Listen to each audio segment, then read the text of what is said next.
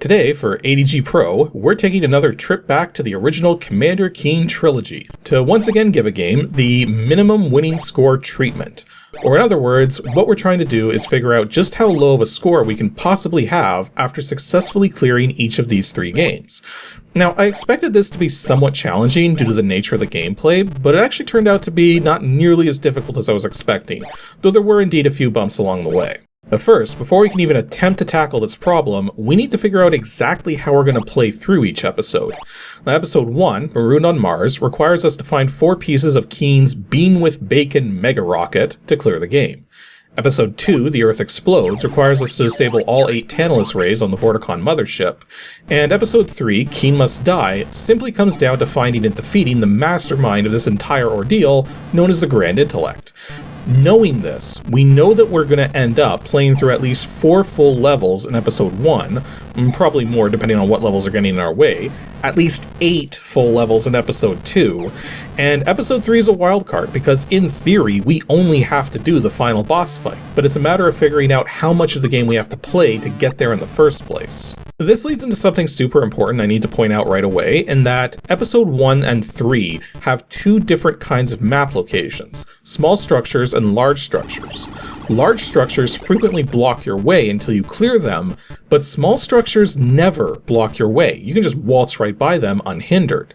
Episode 2, on the other hand, only has large structures. The other thing I want to quickly address is that I'm cheating just a little bit with this pro video, just as a matter of saving myself some time.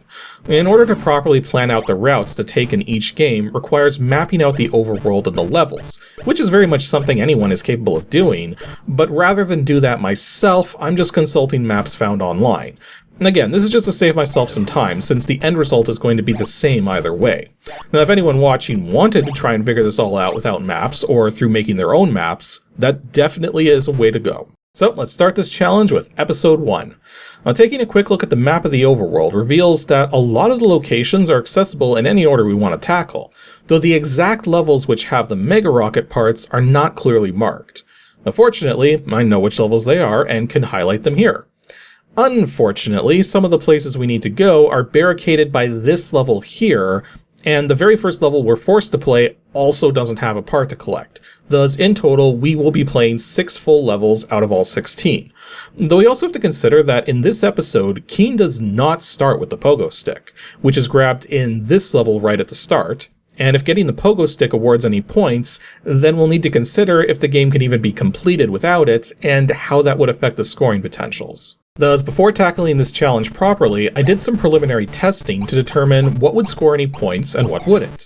Now, obviously, the various scoring items strewn around score points, that's what they're there for, but what else scores points? Well, collecting the ray guns thankfully does not score any points, nor does actually shooting any enemies, thus we can safely pick up weapons and defend ourselves without raising our score. Now, I also tried grabbing the pogo stick, and can confirm it does not score any points. And you can pick it up and leave the level it's in fairly quickly, meaning we do not have to leave it behind in a minimum score run. So really, the only things which score points are the scoring items, but also the mega rocket parts themselves, each of which scores 10,000 points. And since there's 4 of them, that tells us right away that our minimum winning score for the first episode must be at least 40,000 points. So the trick now is to figure out how many scoring items we can dodge on our way to victory, and how many we simply cannot find a way around. The first level of the first episode has virtually no scoring items anywhere on the lower path, and the ones you do come across are very easy to dodge, so just stay low and you'll make it out with 0 points. Afterwards, we can immediately go for the pogo stick, grab it, and get out of the level it's in super quick. Then the game opens up in terms of what we can do next. Well, I decided to go for a rocket part next, but accidentally scored some points, died, and then suddenly remembered that in the Commander Keen games, when you lose a life, you keep the points you got during a level. This means during a minimum score run, you're likely going to want to save before starting each level and reload when things go wrong. Now, unlike the later Goodbye Galaxy games, the original trilogy only allows you to save on the overworld and not mid-level. So I restarted, made my way back to this level, and a couple complications here is that we need 2 keycards in order to clear the level. The keycards don't award any points, thankfully, but we do have to be careful going for them, as we have to do a tricky pogo maneuver to get around here without collecting any scoring items. Because of the way inertia works in this game, if you start pogo bouncing in a tight area and just ever so slightly give yourself some forward momentum, it's possible to launch yourself out of that area virtually straight up. Then you can use what little air control you have to land where you need to. And this doesn't always work though, so it's important to be ready to act if you drop down instead of blast up. Anyways, using this trick, we can get to the yellow keycard easily enough. Then we go back down to the lower section of the level to grab the red keycard, which we can just jump over the guard easily. Then I decided to go for the extra ray gun since it wasn't too tricky to grab while dodging the scoring items along the way. Then I used that special trick with the pogo stick again to get up to the top section, zap the Vorticon 4 times to get by without too much trouble, and that gets us the battery as our first rocket part, which also gets us our first 10,000 points. The next rocket part, however, faces us with our first instance of being forced to grab scoring items, as this staircase is freaking loaded with them. Now, after some testing, I found that with some careful pogo bouncing, we're able to go up this staircase grabbing only 3 of the lollipops along the way, which are 100 points each, thus that's 300 points we cannot avoid. From here, we have to time some jumps while going for the yellow key card, but then we have yet another staircase with lollipops strewn around, one of which we cannot dodge at all. So that's an extra 100 points no matter what. But what about dodging the rest of them? Well, keep in mind, Keen is slightly smaller than 2 tiles tall and 1 tile wide. So if you're very careful with your jumps, you can indeed jump between each of these lollipops and can even grab the ray gun up above.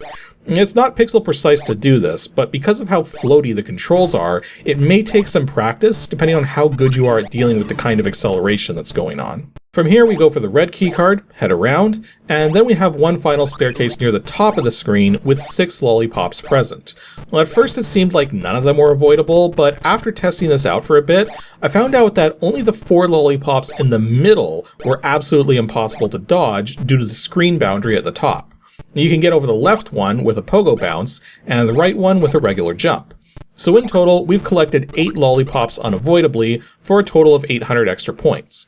We have another Vorticon to deal with at the end here, but just take it out, grab the joystick, and we'll now have 2 rocket parts and 20,800 points in total. To get to the last 2 rocket parts though, we have another level we're being forced to play to continue to make progress across the overworld. This level is extremely intimidating, but it's actually very simple to clear without getting any scoring items at all. First, go down the lower route, then immediately go up the green platforms and follow them to the left. Then head all the way up the left edge of the level, grab the ray gun along the way, then make your way across the very top section of the level. When you get to the lollipops beneath you, they can be dodged simply by getting a running start and running full speed off the edge of the platform. Then just continue right, and the exit door will come up very quickly. Our next rocket part is found in this icy level right by the teleporter on the overworld, but we need the red keycard first. It's actually a really simple path to follow to get the red keycard. Just pogo up above the first opportunity you get, and then head in a sort of northwest direction until you reach a series of blue platforms you can jump up. Then just go all the way left, and you can drop down and collect it. Then go back to the top, head all the way to the right, and after the ice section you'll have another Vorticon to deal with. Though if you're very lucky, it will end up bouncing onto the stack of blue platforms, and you can just dodge it by running underneath. This gets us the vacuum cleaner, another 10,000 points, bringing us up to 30,800, and already we just need to clear one more level and we're done. Unfortunately, as you may have expected, the last level also happens to be surprisingly tricky, if we need to go through it properly. There's a platform up above chock full of scoring items, but with some careful jumping, we only have to pick up a single lollipop from there, and then perhaps a full speed pogo bounce to the right may allow us to skip over the rest of the level. But alas, it comes up a bit too short, thus we do need to take a more intended path. But first, we head all the way through this giant corridor to reach an area with 4 lollipops and a blue keycard. Unfortunately, no matter how you decide to tackle this section, you are guaranteed to grab 2 lollipops, so that's 200 points unavoidable. Once we have the blue keycard, we want to go up the small hole in the ceiling here to take a shortcut to the blue keycard door. Then continue heading up and into a secret ceiling area so we can blast the chain holding up the giant rock, which smashes the Vorticon beneath, gives us access to the fuel and the door out, and then the game will immediately go into its endgame sequence once we're out of the level, bringing up the high scores following, with our final score being exactly 41,000 points, as we are forced to collect 10 lollipops along the way, but that's otherwise pretty crazy just how many scoring potentials we were able to avoid.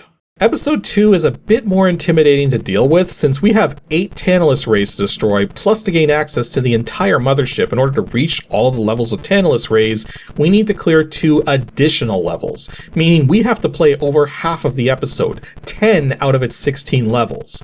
More specifically, looking at the overworld, these are all of the levels we must play to beat the game. Fortunately, you don't have to memorize which doors to enter, nor do you need to know how to read the standard galactic alphabet to figure out where to go. Instead, just take a look at each doorway, as every door has a symbol above it to indicate what it's supposed to be giving access to. Every door with a Tantalus Ray inside will have this symbol specifically. Any other symbol, and it's a door you do not need to go through, unless it's blocking access to the rest of the ship. So the first level is one of the 2 we're forced to play without a Tantalus Ray present, but it's incredibly straightforward. Just go all the way right, then go up, and you're done. From here, the map opens up a bit, but I decided to get the second of the 2 forced levels out of the way first in order to open up access to the entire ship. In this level, we first make a jump for the pistol, then head as far left as we can to drop down near a Vorticon on patrol. Once the Vorticon is closed, you can jump over it, flip the switch to turn on the bridge, make your way across, then wait out the little robots walking along the walls. Head up, take out the Vorticon in front of the door, and that's it for that level, still at 0 points. The first Tantalus Ray I decided to take out is the one targeting London, because this one introduces one of the odd concepts of episode 2, which is not a factor in the other episodes. You can stand on the Vorticola cans. Well, this is pertinent because in order to get through this level, we need to free a little red wall-walking robot by picking up several cola cans. Thus, I did a whole bunch of testing to determine how many cans we absolutely have to pick up to free the robot. And unfortunately, because the robot needs more than a 1 block wide gap to not start walking up the adjacent wall, we have to pick up a minimum of 7 cans, these 7 specifically, which equates to 1,400 points we cannot avoid. Now, once the robot helps us up, we then head across, then down, using the pogo stick to jump over the Vorticon warrior, then take out the Tantalus Ray, which scores us 10,000 points, then fall down the left side of the shaft beyond to exit the level, having scored a total of 11,400 points. Next up is the Tantalus Ray targeting Cairo. Now, this one's pretty straightforward, as we just end up going back and forth down some hallways. On the second hallway, we want to make sure the robot's facing away from us, as it's only going to turn around when it reaches a wall. And the third hallway requires us to do some precision jumping, since if we jump too high, we'll collect the scoring items above. Then we have to take out a Vorticon warrior, take out the Tantalus Ray, and once again drop down the left side of the shaft to reach the exit door. We're now up to 21,400 points. Next up is the one targeting New York. Now, this level's not too tricky to plot a path through, though at the end, several warriors will be blocking your route out. But these warriors like to follow your horizontal position. Thus, you can lead them away from where you need to go by being on the upper large platform, then race to the Tantalus Ray to take it out and escape. Once again, we only scored 10,000 for taking out the Tantalus Ray, bringing us up to 31,400 points. Next up is the one targeting Sydney. This one's a bit tricky. There's 2 key cards we need to grab first, with the red one just requiring us to get a wall lifted by a robot, but look at all of those pistols up there.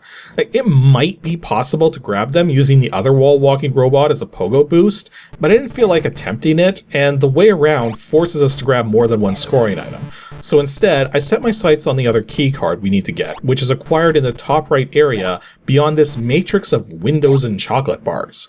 The only way to get up there without collecting multiple chocolate bars is to use the pogo trick from earlier for getting out of tight spaces way up near the right edge, which does force us to get 1 chocolate bar, but then some careful jumps allow us to avoid picking up any other scoring items in this room. From here, deal with the regular Vorticon crew members, or let the warrior do it for you, as their hyper pistols aren't too discriminate about who to kill. Then jump over the warrior, take out the Tantalus Ray, head down the shaft, and we should leave the level having scored only 10,100 points, bringing our running total up to 41,500. Next up is the one targeting Paris, and this one's easier than it looks. First, go all the way up, then go all the way left, making sure to jump carefully at this point here to avoid picking up the cola can. Drop down carefully and slice right into the gap below so that you can avoid the Vorticons more easily. Make your way all the way right until you get the attention of the warrior. Then go stand on this little wall here so you can safely take pot shots at the warrior when it jumps. There is a chance it'll jump straight into you, but any other approach for dealing with this one is far more dangerous. take out any other Vorticons in the way, blow the Tantalus Ray, and escape the level scoring 10,000 more points, bringing our running total up to 51,500. Next up is the one targeting Moscow, and this one's very tricky. Though I should point out that how I dealt with grabbing the keycards here is not the intended method. What I ended up doing was first going left and goading all of the warriors to jump up into the area above. Then I headed down and around to get the red keycard, goaded the warriors to one side, then took a very careful running jump so that Keen's head just barely touched the yellow keycard from below without jumping up high enough to reach the platform itself. And what you're supposed to do is flip the lights off right at the start to prevent the warriors from jumping up at all, get the yellow keycard first, then turn the lights back on so that when you go around for the red keycard, they all end up jumping onto the platform above. Either way, after you've got the keycards, head all the way back and turn off the lights. Next, head down and around and be ready to do a lot of shooting as you're in a tight corridor with several Vorticons in the path. And once through, a warrior will start to head for you. Go back the way you came for a little to goad the warrior into a pit, then you'll have free reign to take out the Tantalus Ray. Before exiting though, jump over the exit door and hold to the left to get yourself one extra pistol, then head further down to take an alternate exit out. Once again, we only get 10,000 more points, thus our running total is up to 61,500. Next up is the one targeting Rome, and it's easier than it looks, just a little technical. First, let the robots pass, and then carefully jump onto the stack of cola cans, positioning yourself in line with the left wall that you're about to ascend. Wait for a robot to drop down, jump over it, then time a jump to ride it up the wall. Grab the pistol, then continue left, then across the top, then carefully drop into this pit as fast as you can so the robots beyond get as clustered together as possible. Now time it so that you flip the bridge lever while those robots are all below the bridge so that they'll all fall down and out of the world. Turn the bridge off and get over there to turn the lights off, then proceed left, take out the Tantalus Ray, and then you can easily make your way to the exit without the warriors jumping into you, since again, enemies don't jump while the lights are off. We thus gain another 10,000 points and bring our running total up to 71,500. But then, the final level, taking out the Tantalus Ray targeting Washington, DC. This level is ridiculous, and trying to complete this one level without collecting any scoring items took me over half an hour despite knowing exactly what to do, because there's a ton of things which can go wrong very easily, most of which are clustered around the middle of the journey. So, first things first, hit the lights. Next, get up onto the upper platforms and stay there. In terms of dealing with the warriors, you have to lead them into the pit as far right as you can go without dropping down yourself. Then, continue across, extend the bridge, cross the bridge, then drop down very carefully to try and avoid getting the attention of any of the Vorticons to the left, so that you can go right and collect the key, then pogo back up, and wait for the moving platform. Now, I went the full distance across to turn the lights back on, but this is technically a little more dangerous due to the Vorticons below, as they can indeed jump high enough to reach you on the moving platform. But it's rare, and in all of my attempts, they never once jumped into me from down there. Next, you need to go up this middle section here, do some careful jumping, and jump shot the Vorticon so you can get the blue keycard. Then head back down to the moving platform, ride it all the way left, go through the door, and extend the bridge above. This technically isn't necessary, but to do this next part without the bridge would be kinda insane, since now you have to go back to this point and pogo jump onto the wall-walking robot, but make sure to get off of it before it begins going down the left side, since you cannot jump off these robots properly if they're descending, only when they're ascending. From here, jump onto the extended bridge and then get onto another wall-walking robot. Then, before it turns the corner, jump over the electrified prongs onto the platform to the left, since if you wait for the robot to turn the corner, you will fall into the prongs and get electrocuted. Then pogo jump all the way to the left to get the green key card, being careful not to get blocked by the moving platform above. Now, go all the way to the top and to the right, turn off the lights, and start goading warriors into that little pit there. Now, there's more than the ones that you initially see, so be patient getting all of them in there. Once they're out of the way, blast the Tantalus Ray, drop all the way down the left side of the shaft, and pick up the extra pistols if you didn't do this level last, otherwise it doesn't really matter, and then go through the exit. Once the game sees all 8 cities are rescued, it'll immediately begin the epilogue, after which we will see our final score of 81,500 points, having only actually scored points we didn't need to in 2 levels, having gone through 8 other levels without picking up a single scoring item. Lastly, we have episode 3, where the overworld is just a giant teleporter maze, and keeping in mind that most teleporters do not link back to the teleporter they came from, although a couple do. However, the real trick is simply to get into this section here, which has several means of entry. Once you're in here, you take the rightmost teleporter to here, again take the rightmost teleporter to here, and now you're on the final island where the Grand Intellect is, though you have to pass over or through a mountain first to reach him. As such, there are 2 different routes we can take. We can either take this route, which forces us to play 1 extra level, or we can take this route, which forces us to play 2 extra levels. As such, we can theoretically beat this game having played only 3 out of the game's 16 levels, 2 proper levels and the final boss fight. Behold that thought, because whether or not we take the route with 1 level versus the route with 2 levels depends on what scoring items we're going to be forced to acquire. And this leads into a very important point of note about this episode compared to the previous 2, in that the scoring items are slightly mixed up. The instructions explicitly lay out that the chocolate bars are worth 100 points and the burgers are worth 500. But this is actually swapped, and it's a bug which was never fixed as far as I'm aware. Thus, the chocolate bars, despite being way more numerous than the burgers, are each worth 500 points, while the less common burgers are only worth 100. So, with that in mind, let's check out the level that we must play on the single level route.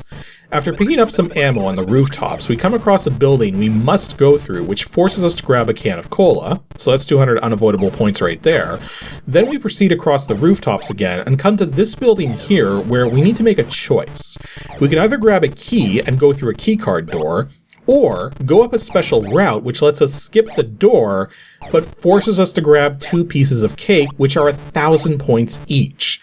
If things weren't screwy with the items, the cake would be a bad idea. But in order to grab the key card, we need to go up this building, and unfortunately, due to a particular pogo jump we need to make at the top, along with other forced pickups along the way, we need to grab 5 chocolate bars, which are supposed to amount to only 500 points total, but at 500 points each, they amount to 2,500 points total, more than if we go the other route and take the cake. Once we get past these buildings, we can continue all the way right and head up into the clouds, grab some more ammo, then head down the waterfall into the underground, go left, get some more ammo, then head right where we're forced to pick up a couple burgers at 100 points each instead of 500 for a total of 200 points, then get the red key, pogo back up the waterfall, and head right into the exit. In total, doing things as optimally as we can, we have scored a total of 2,400 points in this level. Can the double level route do better? Well, let's see. The first level we have to play in that route is very small and requires us to shoot a lot of vorticons without a lot of ammo, so be careful with your shots. Plus it has a very tricky jump out of a narrow opening where if we don't clear the opening, we'll end up grabbing a chocolate bar we can otherwise avoid. We then head through the green one-way barrier to the rightmost building, and we have to grab 1 burger and 1 chocolate bar to reach the exit, the 600 points. Though I noticed there was some ammo I could easily pick up before I left, so I went back and grabbed that ammo first. Regardless, we clear the first of the 2 levels with 600 points. The second level in this route forces us to pick up a chocolate bar right at the start, so that's another 500 points, bringing us up to 1,100. Then as we make our way right, we're going to reach a building with sort of a gridlocked maze of tiny square rooms. Now I'm going to visually show you all the route through this thing, as it's not all that hard, just difficult to describe. Though we do end up forced to pick up another 2 chocolate bars, thus bringing us up to 2,100 points in total, and if we're not careful doing yet another precise jump out of a tight area, we'll end up picking up a burger we don't want. Once we're up to the roof though, we can head right, get some extra ammo, but don't cross the water. Instead, drop down between the buildings, and then you just literally go directly right the rest of the way to the exit door. And yeah, despite having to play 2 levels instead of 1, this route only scores us 2,100 points compared to 2,400. Ironically though, if the scoring items were working as intended, it wouldn't actually change anything. The minimum score up to this point of the 1-level route would instead be 1700, and the minimum score of the 2-level route would be 900. So even then, you still would want to take the 2-level route. Then we have to tackle the mountain before we can face the final boss, but this mountain level is pretty easy since we can just pogo jump over the entire thing and skip all of it. Though if we don't immediately go through the exit door when we reach it and head back into the mountain, we can grab a whole bunch of extra ammo if we're careful about dodging the spikes. Then we have the final battle against the Grand Intellect. Now, as with all other primary tasks, shooting out the cores on this giant robot does award points, so make sure you're saved before the start of the battle so you can reload if you mess up mid-fight. The 6 cores are each worth 1,000 points, as is the heart itself, thus you're guaranteed 7,000 points from this battle. Meaning, once we destroy the robot, watch the ending sequence, and get our final score, it'll be a mere 9,100 points. Altogether, this means we can beat the entire trilogy, having scored a grand total of 131,600 points across all 3 games. And yep, that's kind of all there is to it, really. Now granted, we figured out the minimum score, so what about the maximum? Well, attempting to calculate a maximum score is almost pointless, since anytime you lose a life, you have to restart the level you were on, but you don't lose the points you gained in the attempt. And you get extra lives at every 20,000 points, meaning the maximum is really just as high as you care to grind it. Though perhaps one day we can try to tackle the maximum possible score from a deathless run. Though knowing what I know about some of the levels we didn't have to play in this endeavor, I'm not sure I want to actually attempt that. Some of the optional levels in these games are freaking brutal.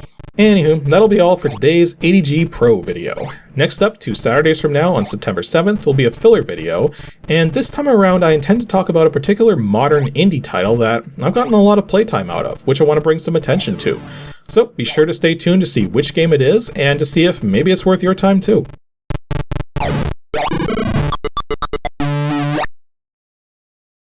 Thanks for watching, everyone, and extra special thanks to everyone supporting me on Patreon. If you'd like to join the ranks of everyone you see here supporting the show directly, head on over to patreon.com/KASICK.